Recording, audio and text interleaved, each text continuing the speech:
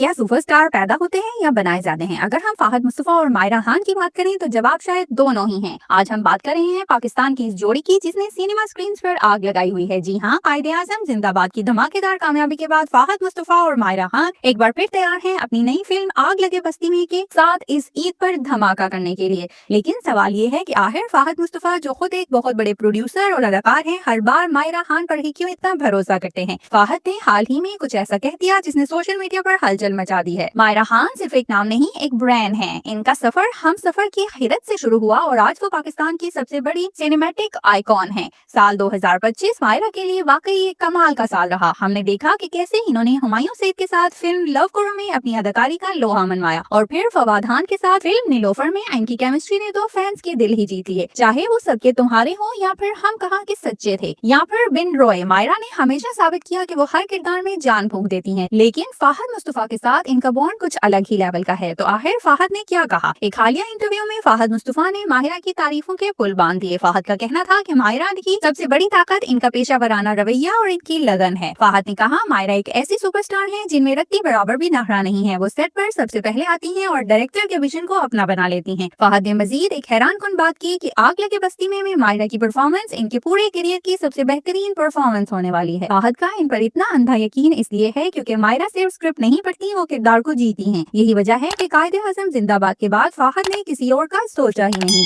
आजकल मायरा खान अपनी इस फिल्म की प्रमोशंस में काफी मसरूफ हैं और हर जगह इनका जादू सर चढ़कर बोल रहा है। सिनेमा लवर्स बेसब्री से ईद का इंतजार कर रहे हैं ताकि वो अपनी इस फेवरेट जोड़ी को बड़े पर्दे पर फिर से देख सकें। आग लगे बस्ती में के ट्रेलर्स ने पहले की हाइप क्रिएट कर दी है और फाहद के इस बयान से एक्साइटमेंट को डबल कर दिया है। तो आपको क्या लगता है, क्या मायरा और फाहद की केमिस्ट्री इस ईद पर बॉक्स ऑफिस के सारे रिकॉर्ड तोड़ पाएगी? और आप मायरा की परफॉर्मेंस के लिए कितने एक्साइटेड हैं? हमें कमेंट्स में जरूर बताएं। वीडियो पसंद आई हो तो लाइक करें और चैनल को सब्सक्राइब करना मत भूलें। मिलते हैं अगली वीडियो में, तब तक के लिए अल्लाह हाफिज।